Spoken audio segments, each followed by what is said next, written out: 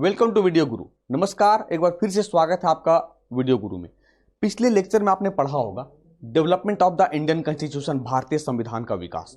यानी भारतीय संविधान का विकास अगर हम 1773 के रेगुलेटिंग एक्ट की बात करें से लेकर 1947 के एक्ट तक, यानी ये था संविधान का विकास। अब संविधान सभा के द्वारा संविधान का निर्माण हो गया। संविधान का निर्माण होने के बाद, संविधान सभा के द्वारा संविधान का निर्माण होने के बाद एक वर्ड आता है प्रियम्बल, कि प्रस्तावना को सबसे पहले कब जोड़ा गया, कहां जोड़ा गया। जबकि जानते हैं कि प्रियम्बल एक तरह से कहें भारतीय संविधान की आत्मा है, भारतीय संविधान की आत्मा है। तो प्रियम्बल शब्द का यूज सबसे पहले कब किया गया, कहां किया गया, याद होगा आपने पिछले लेक्चर में पढ़ा होगा कि भारत शासन अधिनियम 1919 में सबसे पहले प्रियम्बल यानी प्रस्तावना शब्द का प्रयोग किया गया, यूज किया गया था। संविधान सभा की बैठक होती है, संविधान सभा की बैठक हुई और 9 दिसंबर 1946, समझते चलना, 9 दिसंबर 1946, 9-2-11 दिसंबर 1946 1946, 11-2-13 दिसंबर 1946। अब ये सोचोगे सर ये आप प्रियम्बल बता रहे हो और 3 डेट लिख डाले, क्या है ये? संविधान सभा की जब बैठक होती है तो संविधान सभा की बैठक हुई और पहली बैठक हुई 9 दिसंबर 1946 को, जिसमें से सच्चिदानंद सिन्हा को टेम्पररी बेसिस पे, यानी टेम्पररी बेसिस पे अध्यक्ष बना दिया गया संविधान सभा का। क्यों? क्योंकि बुजुर्ग थे, 389 मेंबर्स थे, उसमें सबसे बुजुर्ग पर्सन थे सच्चिदानंद सिन्हा जो बिहार से थे। जब दूसरी बैठक लगी 2 दिन के बाद 11 दिसंबर 1946 को, तब राजेंद्र प्रसाद जो पहले कहें इलेक्टेड, निर्वाचित और परमानेंट, यानी जब एग्जाम में पूछे जाए कि संविधान सभा के पहले निर्वाचित और परमानेंट प्रेसिडेंट कौन थे, तब हो जाएगा आपका राजेंद्र प्रसाद आरपी, ये भी बिहार से थे। दो बैठक हुई। तीसरी बैठक जब होती है 13 दिसंबर 1946 को, तब भारत के पहले प्रधानमंत्री जेएल नेहरू ने संविधान बनाने का जो प्रपोजल था, आखिर संविधान हम किसके लिए बना रहे हैं? इंडियन पीपल के लिए, भारत के लोगों के लिए। तब एक उद्देश्य प्रस्ताव पेश किया कि संविधान बनाने के लिए जो अगला कदम होगा वो केंद्र में भारत के लोग होंगे, भारतीय जनता होगी। तब एक एग्जाम में पूछा जाता है ऑब्जेक्टिव रिजोल्यूशन, यानी उद्देश्य प्रस्ताव, उद्देशिका किसके द्वारा पेश किया गया था? संविधान सभा में जवाहरलाल नेहरू के द्वारा पेश किया गया।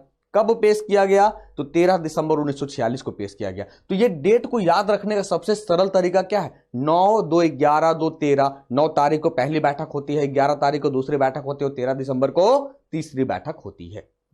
यहां तक क्लियर हो गया है ना? क्योंकि सबसे पहले प्रस्तावना कब लाया गया? तो भारत शासन अधिनियम 1919 में लाया गया और फिर ये सिनेरियो रहा। अब आते हैं अपने टॉपिक पे कि the preamble to the Indian constitution, भारतीय संविधान की प्रस्तावना। देखिए, लोगों ने कहा कि सर प्रस्तावना है क्या? आखिर प्रस्तावना कहते किसको हैं? प्रस्तावना से ही हमारे संविधान का परिचय कहें या भूमिका पता चलता है। यानी कह दें कि संविधान का सारांश, समरी या सार है। इस कारण से इसे संविधान की आत्मा कहा जाता है। संविधान की आत्मा, according to J L Nehru, Jawaharlal Nehru ने इसे संविधान की आत्मा कहा था। कुछ लोगों को लगेगा सर संविधान की आत्मा तो कहते किसको है? कॉन्स्टिट्यूशनल रेमेडी, संवैधानिक उपचारों का अधिकार, उसे भी कहते हैं अकॉर्डिंग टू अंबेडकर साहब। अंबेडकर साहब ने उसे संविधान की आत्मा कहा था। यानी ये इसमें संविधान का सारांश या सार है। और ये लिया किससे गया है? ये मोस्ट इंपोर्टेंट मार्क करिएगा। The preamble is borrowed from the American constitution, प्रस्तावना अमेरिकी संविधान से लिया गया है। एक चीज और सोचेंगे सर, कभी कभी आता है प्रस्तावना की भाषा यानी लैंग्वेज। प्रस्तावना की भाषा किससे ली गई है? तब ये लिया गया ऑस्ट्रेलिया के संविधान से। अगर आपके एग्जाम में पूछा जाए कि प्रियम्बल किस देश के संविधान से लिया गया, यूएस कॉन्स्टिट्यूशन या अमेरिकी संविधान, और प्रियम्बल की भाषा, प्रस्तावना का भाषा किससे लिया गया? ऑस्ट्रेलिया से लिया गया। अब देखिए कहा क्या, the preamble to the Indian constitution is based on the objective resolution. अभी कुछ देर पहले बताया कि भारतीय संविधान में जो प्रस्तावना है वो किस पर आधारित है। यानी कुछ देर पहले कहा भी आपको कि 13 दिसंबर को जवाहरलाल नेहरू साहब ने उद्देश्य प्रस्ताव पेश कर दिया था संविधान सभा में, और संविधान सभा ने इसे अपना लिया, और फिर यही जाकर बाद में उद्देशिका या प्रस्तावना के रूप में जाना गया। ठीक है, चलिए अब देखते हैं कि इसकी जो मेन फीचर्स है, मेन बातें हैं, वो क्या निकल कर आता है। देखिए अब यहां देख रहे होंगे कि the preamble has been amended. एक क्वेश्चन आता है कि प्रस्तावना में क्या संशोधन हुआ है। वंस टाइम, केवल एक बार संशोधन हुआ है। कब हुआ है यह क्वेश्चन बनेगा। 1976 में हुआ है। किस अमेंडमेंट से हुआ है समझना, एकदम जैसे जैसे क्वेश्चंस बनता है आपका वैसे वैसे बताते जा रहे हैं। 42nd अमेंडमेंट से हुआ है, यानी प्रस्तावना में एक बार संशोधन हुआ है 1976 में 42वें संविधान संशोधन से। तो संशोधन करने के बाद हुआ क्या, 3 नए वर्ड जोड़े गए।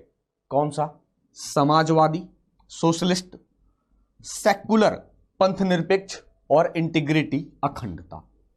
यानी सर ये 3 वर्ड नहीं था, इसका मतलब क्या है, ये 3 वर्ड नहीं था, बिना 3 वर्ड का था ये। समाजवादी क्या है, समाजवादी इन द सेंस कि भारत सरकार कोई भी योजना लाएगी, उस योजना के तहत चाहे हम इकोनॉमिक रूप से कहें, सोशली कहें, सबको एक समान अवसर प्रदान किया जाएगा। पंथ निरपेक्ष यानी जिसे हम धर्म निरपेक्ष भी कहते हैं। कभी कभी आपके एग्जाम हॉल में पंथ निरपेक्ष ना देकर सेटर थोड़ा सा आपके ब्रेन से खेलता है, तो लिखता क्या है, पंथ निरपेक्ष की जगह धर्मनिरपेक्ष। धर्मनिरपेक्ष यानी India is a secular country, Bharat एक धर्मनिरपेक्ष राज्य है। यानी भारत ना किसी धर्म को प्रमोट करेगा और ना ही क्या करेगा, दबाएगा। यानी भारत का कोई धर्म नहीं है, सर्वधर्म संभाव, सर्वधर्म संभाव। अब देखते होंगे जैसे ही छठ होता है, प्रधानमंत्री राष्ट्रपति छठ की भी बधाई देते हैं। जैसे ही ईद होता है, ईदगाह में भी राष्ट्रपति और प्रधानमंत्री बधाई देते हैं। जैसे ही अगर हम कहें गुरु पूर्णिमा होता है इस सिख के लिए, वहां भी ऐसा होता है। यानी भारत का कोई धर्म नहीं है। इंटीग्रिटी दैट मीन्स अखंडता। हम भारत का खंड खंड नहीं कर सकते हैं, टुकड़ा टुकड़ा नहीं कर सकते हैं। ठीक है, हाँ अब कर सकते हैं। अब सोच रहे हो सर राज्य अलग हो जाता है, राज्य अलग होकर भारत से कहां कोई देश बन जाता है, रहता तो उसी के अंदर है। अब मान लो कि 29 स्टेट के जगह पे अब 92 स्टेट कर दीजिए, कोई फर्क पड़ना है, कोई फर्क नहीं पड़ना है। ठीक है, यानी ये 3 वर्ड जोड़े गए 42nd अमेंडमेंट से 1976 से। ठीक है, अब आगे देखते हैं। अब जो आप प्रियम्बल देखे होंगे, पढ़े होंगे, क्योंकि एनसीईआरटी वाली बुक में प्रियम्बल का पूरा सार लिखा हुआ रहता है। तो मैंने किया क्या कि प्रियम्बल को आसान वर्ड में 4 भागों में डिवाइड कर दिया, कंपोनेंट बना दिया, ताकि आपको याद रखने में सुविधा हो। समझना पहले क्या है, प्रस्तावना में 4 घटक बताए गए हैं। पहला क्या है, the preamble states that the constitution derives it's authority from the people of India. प्रस्तावना में कहा गया है कि संविधान भारत के लोगों से अपने अधिकार प्राप्त करता है। अब ये मतलब क्या हो गया सर, भारत का संविधान भारतीय जनता के द्वारा बनाया गया है। बाहरी शक्ति का कोई अधिकार नहीं है इस पर, ना प्रेशर है। इसलिए कहते हैं we are the people of India, हम भारत के लोग।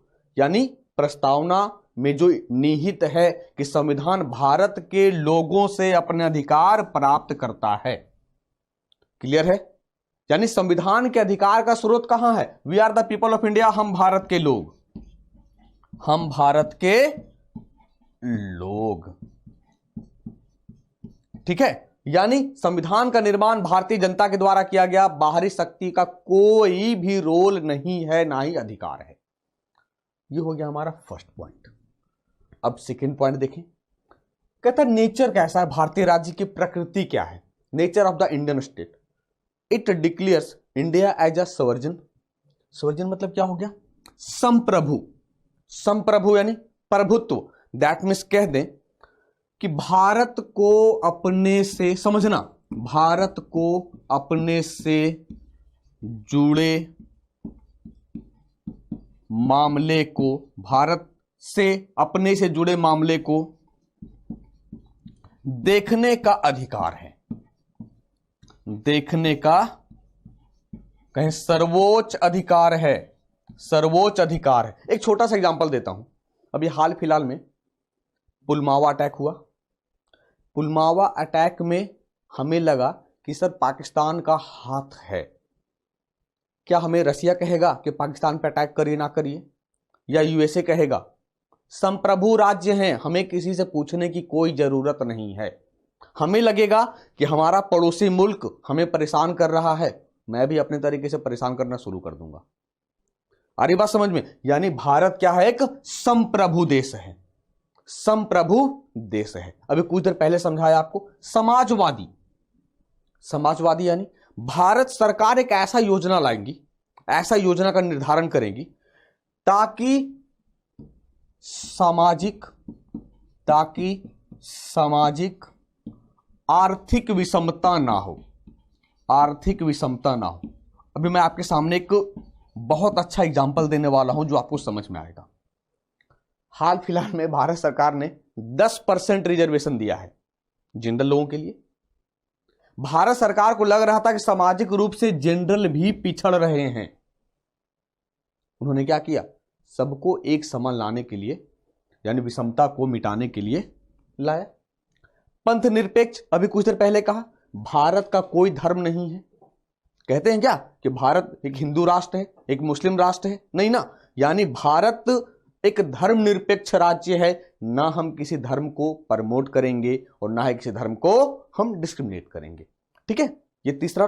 चौथा टर्म क्या है सर? समझिएगा, डेमोक्रेटिक, लोकतंत्रात्मक। सर डेमोक्रेटिक एक डेफिनेशन था, जनता द्वारा जनता के लिए जनता की सरकार। अब देखिए कहा क्या? लोकतंत्रात्मक, यानी भारत की जनता में, मैंने कहा कोई भी हो, दैट मीन्स सर एक आम आदमी भी हो और एक अपर क्लास भी हो, सरकार के स्वरूप में सबको एक समान अधिकार मिलेगा।